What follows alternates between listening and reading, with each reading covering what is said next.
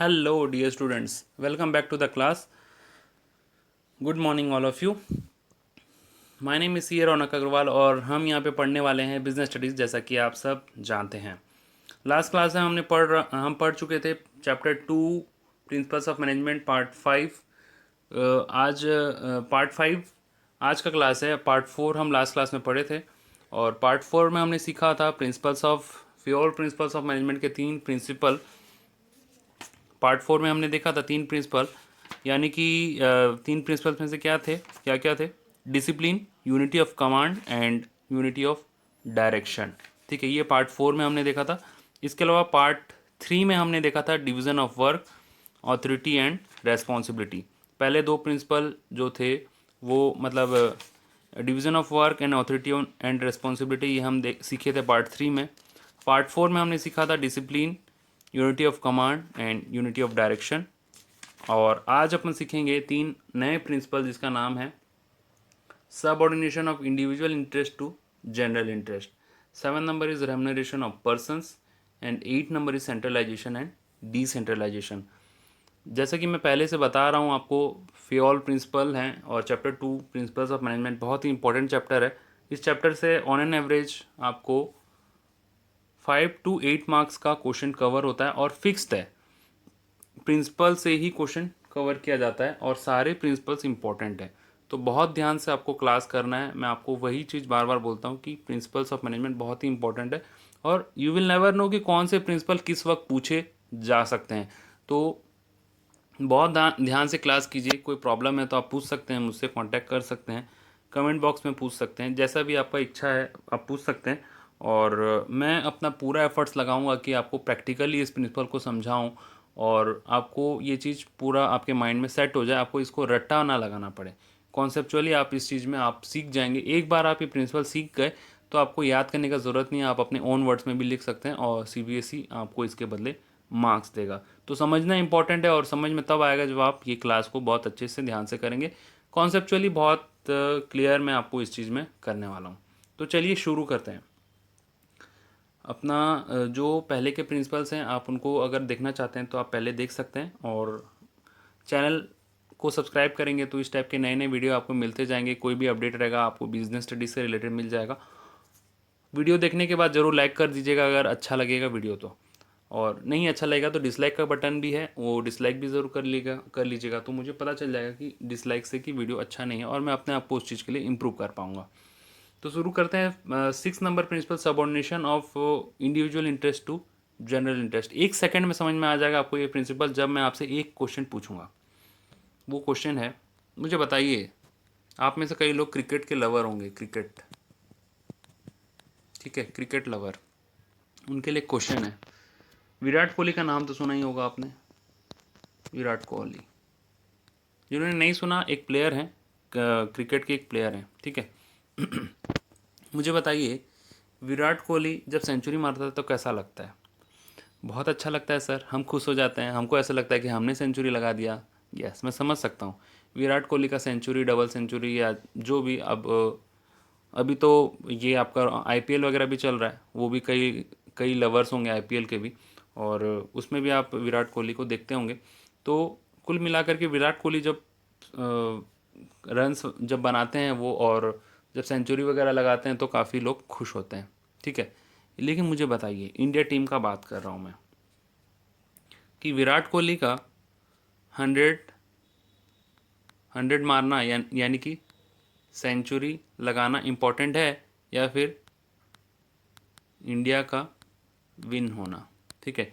यानी कि विराट कोहली 100 लगाए वो अच्छा है या फिर इंडिया जीते वो अच्छा है। मतलब दोनों में से एक मिलेगा आपको, तो दोनों में से एक मिलेगा तो आप क्या चूज़ करेंगे? विराट कोहली का 100 लगाना वो चूज़ करेंगे या फिर इंडिया का जीतना वो चूज़ करेंगे? ऑब्वियस सा बात है, आप इंडिया का जीतना चूज़ करेंगे, ठीक है। तो भले ही विराट कोहली 100 लगाने में से चूक गए हों, लेकिन इंडिया अगर जीत जाए तो हम सारे खुश हो जाते हैं, क्योंकि इंडिया का जीतना ज़्यादा जरूरी है ना। इंडिया कंट्री है हमारा और हम इंडिया के सिटीजन्स हैं, ये तो पता ही है। तो कुल मिला करके मैं ये समझाना चाहता हूँ आपको कि विराट कोहली का 100 रन्स बनाना ये उसका इंडिविजुअल इंटरेस्ट है, ठीक है। विराट कोहली का 100 रन बनाना ये उसका इंडिविजुअल इंटरेस्ट है, वो उसकी इच्छा है, लेकिन पूरे ग्रुप का इंटरेस्ट क्या है? जो टीम इंडिया काम करती है, खेलती है, तो उसका उसका उनका ऑब्जेक्टिव क्या रहता है? इंडिया को जिताना, इंडिया का जीतना, है ना? तो जनरल इंटरेस्ट बड़ा है या इंडिविजुअल इंटरेस्ट बड़ा है? ऑब्वियस सा बात है, जनरल इंटरेस्ट बड़ा है। ठीक है, तो प्रिंसिपल भी आपका यही बोलता है, यही प्रिंसिपल में इतना ही बात है, और घुमा फिरा के बात को लिखा गया है, लेकिन मैं आपको सिंपल तरीके से बता दिया कि जनरल इंटरेस्ट हमेशा ओवरराइड करता है, यानी कि बड़ा होता है इंडिविजुअल इंटरेस्ट है। जनरल इंटरेस्ट को ज़्यादा महत्व दिया जाता है, और ये प्रिंसिपल भी यही चीज़ आपको सिखाता है। ठीक है, तो इसमें यही बोला, according to this principle the interest of organisation must supersede the interest of individual और एम्प्लॉय, है ना? In the organisation all the employee are working on the same objective and there is always an objective of organisation. Organisation का objective है कि ज़्यादा profit कमाना, growth होना, है ना? लेकिन इंडिविजुअल अपना कुछ और ऑब्जेक्टिव भी बना सकते हैं। तो उस केस में बोला गया है कि ऑर्गेनाइजेशन का ऑब्जेक्टिव जो है वो सर्वोपरि है। सर्वोपरि यानी कि सबसे ऊपर है, उसके बाद इंडिविजुअल का ऑब्जेक्टिव आता है। अब ऑर्गेनाइजेशन प्रॉफिट कमाए वो अच्छा है, या फिर जो ऑर्गेनाइजेशन के एम्प्लॉय हैं वो सीक्रेटली चोरी करके प्रॉफिट कमाए वो अच्छा है? ऑब्वियस सा बात है, ऑर्गेनाइजेशन प्रॉफिट कमाए, ऑर्गेनाइजेशन आगे बढ़े, वो अच्छा है। उसी टाइप से यहाँ पे वही एग्जांपल था, क्रिकेट में भी हर मैच में कोई भी टीम वाला वर्क हो, उसमें एक इंडिविजुअल प्लेयर का परफॉर्म अच्छा करना वो बेटर है, या फिर पूरा टीम एज ए होल जीत जाना वो बेटर है? ऑब्वियस सा बात है, पूरा टीम जीत जाना वो बेटर है, और यही चीज़ वो ये प्रिंसिपल बताता है, सिंपली यही चीज़ है इसमें। तो अगर मान लो कि ये ऐसा हो जाए कि विराट कोहली भी 100 मारे और इंडिया भी जीत जाए, तब कितना मज़ा आ जाए, है ना? तो विराट कोहली को चाहिए कि खुद तो 100 मारे ही और इंडिया को भी जिताने में हेल्प करे। ऐसा ना हो कि विराट कोहली अपने ही 100 मारने में लग जाए और इसी को फोकस कर ले, लेकिन इंडिया अपना टारगेट मीट ना कर पाए, या फिर सामने वाले टीम को हरा ना पाए, तो वो गड़बड़ हो जाएगा। तो ये प्रिंसिपल ये बोलता है कि इंडिविजुअल इंटरेस्ट जो है वो जनरल इंटरेस्ट से छोटा होता है, जनरल इंटरेस्ट इंडिविजुअल इंटरेस्ट से बड़ा होता है। ये चीज़ ये हमको ये प्रिंसिपल से सीखने को मिलता है। और अगर मान लीजिए कि कोई कारणवश ये दोनों ऑब्जेक्टिव अलग अलग डायरेक्शन में जा रहा है, यानी कि विराट कोहली 100 मारने में ही लगा हुआ है और इंडिया की तरफ वो ध्यान नहीं दे रहा है, तो इनके जो कोच हैं, ठीक है, हर टीम का कोच होता है, तो इनके जो कोच हैं उनको चाहिए, वो कोच को क्या करना चाहिए इस वक्त? वो दोनों ऑब्जेक्टिव को मिलान कर देना चाहिए। इनको विराट कोहली को समझाना चाहिए कि विराट कोहली देख, तो को 100 मारना जरूरी है, लेकिन इंडिया का जीतना भी जरूरी है। ठीक है, उसी टाइप से ऑर्गेनाइजेशन में जो मैनेजर होते हैं, वो उस मैनेजर को ज़रूरत है कि अगर दोनों ऑब्जेक्टिव अलग अलग डायरेक्शन में जा रहे हैं, इंडिविजुअल इंटरेस्ट अलग है और जनरल इंटरेस्ट अलग है, दोनों अपोजिट डायरेक्शन में जा रहे हैं, तो जो मैनेजर हैं उसको उसको उस सिचुएशन में क्या करना चाहिए? दोनों ऑब्जेक्टिव को एक ही डायरेक्शन में मिला देना चाहिए, रिकॉन्साइल कर देना चाहिए। ठीक है, so this was all regarding your 6th number principle, subordination of individual interest to general interest. Now 7th number principle is very simple. 7th number is very simple, नाम में ही इसका आंसर छुपा हुआ है, remuneration of person. Remuneration of person यानी कि उसके सैलरी और वेजेस का बात किया जा रहा है। ठीक है, तो अकॉर्डिंग टू द प्रिंसिपल जो रेम्युनरेशन होना चाहिए, यानी कि सैलरी वेज होना चाहिए, वो एडिक्वेट होना चाहिए, ADEQUATE, एडिक्वेट होना चाहिए। और एडुकेट यानी कि न ज़्यादा न कम, neither less nor excess। सो ये प्रिंसिपल यही बोलता है कि जो रेम्युनरेशन होना चाहिए वो पर्सन का, वो कम भी नहीं होना चाहिए और ज़्यादा भी नहीं होना चाहिए। कम होगा तो वो ढंग से काम नहीं करेगा मन लगा के, और अगर ज़्यादा होगा तो भी वैसे वो काम नहीं करेगा, क्योंकि उसके लिए वो एक्सेस होगा, वो प्रिंसिपल मतलब सॉरी, वो सैलरी एंड वेज। ठीक है, अच्छा मैं एक चीज़ आपको बताना भूल गया कि subordination of individual interest to general interest का पॉजिटिव और नेगेटिव इम्पैक्ट क्या है। बहुत छोटा सा है, अगर फॉलो करेंगे तो ऑर्गेनाइजेशन ऑब्जेक्टिव इजीली अचीव हो जाएगा, कोऑर्डिनेशन अच्छा रहेगा, और अगर नहीं फॉलो करेंगे तो अचीवमेंट, ऑर्गेनाइजेशन का ऑब्जेक्टिव अचीव नहीं हो पाएगा। सिंपल था, इसलिए मैं इसको स्किप कर दिया था। अभी पढ़ रहे थे 7 नंबर रेमुनरेशन ऑफ पर्सन। तो मैं इसमें बता रहा था रेमुनरेशन एडुकेट होना चाहिए और एम्प्लॉय उस चीज़ से सेटिस्फाइड होना चाहिए, और उसको जो सैलरी वगैरह जो मिल रहा है वो तरीके से मिले ताकि वो अच्छे से मन लगा के काम करे, है ना। और एडुकेट होना चाहिए और इसके साथ ही कंपनी के लिमिट में होना चाहिए।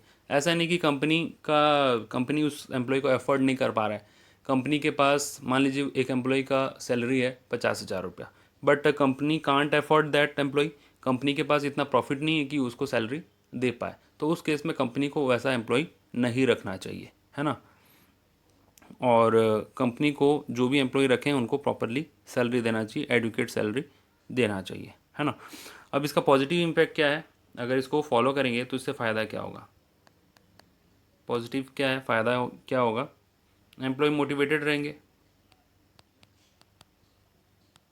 एम्प्लॉय मोटिवेटेड रहेंगे और उनका कमिटमेंट इंक्रीज़ होगा, कमिटमेंट इम्प्रूव होगा, ठीक है। मतलब एम्प्लॉय लोग को अच्छा लगेगा, वो मोटिवेटेड रहेंगे, अच्छे से काम करेंगे और वो कमिटेड रहेंगे अपने वर्क को, अपने वर्क के ऊपर वो सीरियस रहेंगे, ठीक है। अगर इस प्रिंसिपल को नहीं फॉलो किया गया तो क्या होगा, आप खुद अनुमान लगाइए, खुद से बता सकते हैं। एम्प्लॉय छोड़ छोड़ के आपके ऑर्गेनाइजेशन को भाग जाएंगे, ई यानी कि एम्प्लॉय, ठीक है। एम्प्लॉय में लीव योर ऑर्गेनाइजेशन, क्योंकि आप अगर प्रॉपरली सैलरी नहीं देंगे तो आपके ऑर्गेनाइजेशन में कौन सा एम्प्लॉय काम करेगा। फ्री में तो कोई काम नहीं करने वाला है ना। और आप फ्री में इन द सेंस अगर आप कम सैलरी भी देंगे तो आपके ऑर्गेनाइजेशन में कोई एम्प्लॉय नहीं टिकेगा, ये बात को याद करके रख लीजिए, ठीक है। और यहाँ पे एम्प्लॉय रहेंगे डीमोटिवेटेड,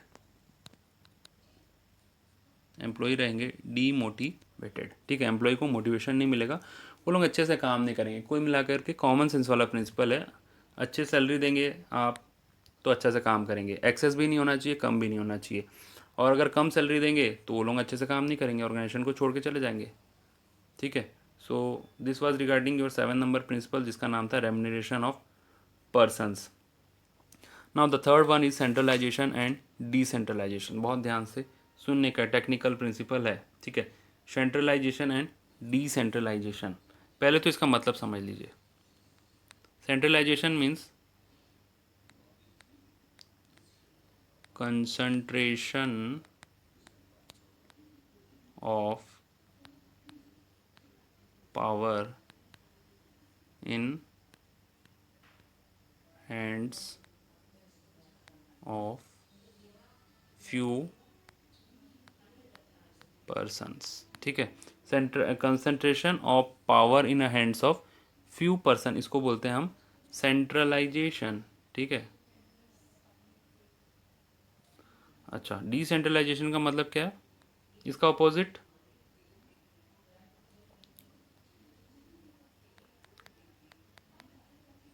डिवीजन ऑफ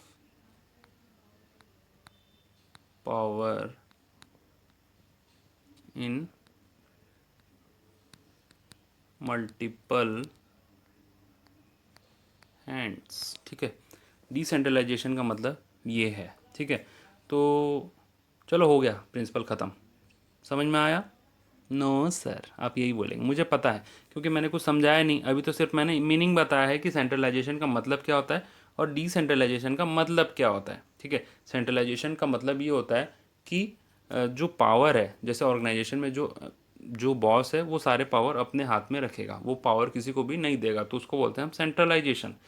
और सेंट्रलाइजेशन का अपोजिट है डिसेंट्रलाइजेशन, यानी कि पावर को बांट देना, जिम्मा बांट देना। अब अपन इस प्रिंसिपल को एक एग्जांपल की मदद से समझते हैं।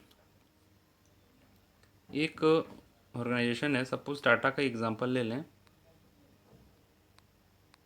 टाटा कंपनी है, हाँ। इसके जो बॉस हैं रतन टाटा सर,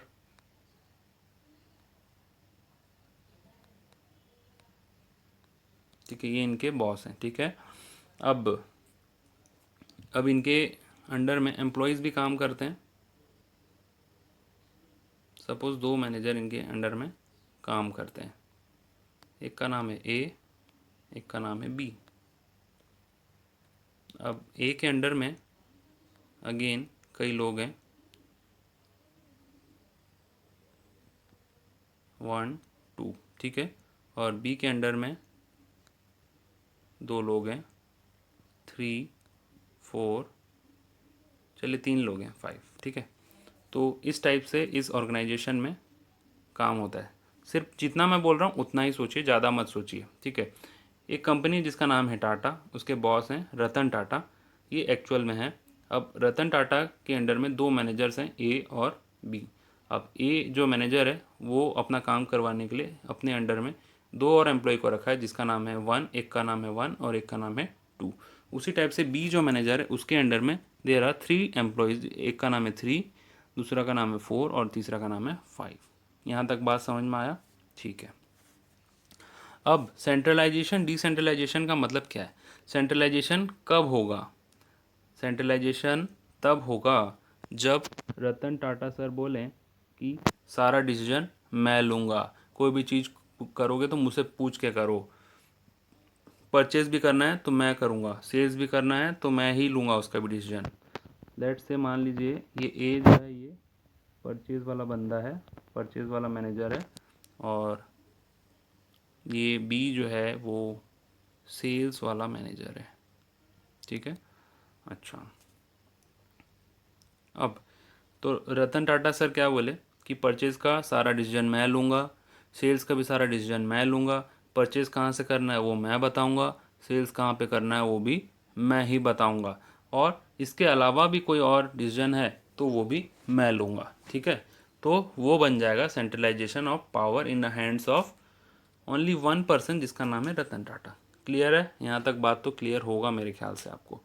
अच्छा, इसका अपोजिट केस, मान लो रतन टाटा ने बोला कि मैं तो बहुत सारे काम देखता हूँ, मैं इतना बर्डन नहीं ले पाऊँगा, परचेज़ का जो डिसीजन है वो ए लेगा, सेल्स का जो डिसीजन है वो बी लेगा, और परचेज़ कहाँ से करना है वो 1 और 2 भी डिसाइड कर सकते हैं, और सेल कहाँ कहाँ पे करना है 3 4 5 भी डिसाइड कर सकते हैं।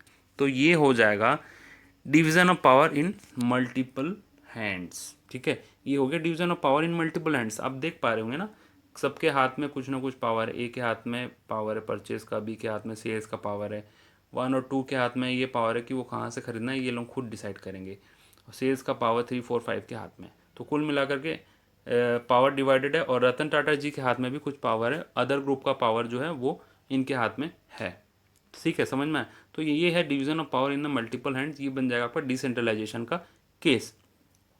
Now comes the principle. Principle क्या हमको बोलता है? प्रिंसिपल ये बोलता है कि ऑर्गेनाइजेशन को देख करके आपको सेंट्रलाइजेशन और डिसेंट्रलाइजेशन रखना है। एक बार फिर से सुनिए, ऑर्गेनाइजेशन का साइज और ऑर्गेनाइजेशन का नेचर को देख करके आपको सेंट्रलाइजेशन करना है या डिसेंट्रलाइजेशन करना है वो उसके ऊपर निर्भर करता है। तो इस केस में ये बोला गया है कि कंप्लीटली सेंट्रलाइज कर देना भी सही नहीं है, सारा पावर रतन टाटा के हाथ में रहे वो भी सही नहीं है, या फिर सारा पावर इनके हाथ में रहे वो भी सही नहीं है। यानी कि पूरा सेंट्रलाइजेशन भी सही नहीं है, पूरा डिसेंट्रलाइजेशन भी सही नहीं है। तो क्या सही है फिर? कुछ पावर इनके हाथ में रहे और कुछ पावर इनके हाथ में रहे, जैसा कि था इनके हाथ में अदर डिवीज़न का पावर था, और ये सिर्फ परचेज और सेल का पावर जो है ए और बी को दिए हैं। तो ये है ऑप्टिमम सिचुएशन, यानी कि ये है बेस्ट सिचुएशन, ना ज़्यादा सेंट्रलाइजेशन हो ना ज़्यादा डिसेंट्रलाइजेशन हो। Depending upon the organisation, depending upon the situation, centralisation और डिसेंट्रलाइजेशन होना चाहिए। ठीक है, क्लियर है आपको ये बात? आई होप आपको ये चीज़ क्लियर हो गया होगा। इसके बाद हमको एक और चीज़ इसमें डिस्कस करना है कि अगर एक चीज़ और है, आप इसको नोट डाउन कर सकते हैं, ये हम कैसे डिसाइड करें कि कहाँ पे क्या लगाना है।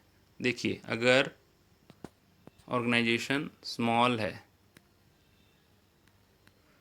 अगर आपका छोटा ऑर्गेनाइजेशन है तो वहाँ पे आप सेंट्रलाइजेशन लगा सकते हैं, क्योंकि छोटा ऑर्गेनाइजेशन है वहाँ पे बॉस एक ही होता है, एम्प्लॉयज़ ज़्यादा नहीं होते हैं, ठीक है।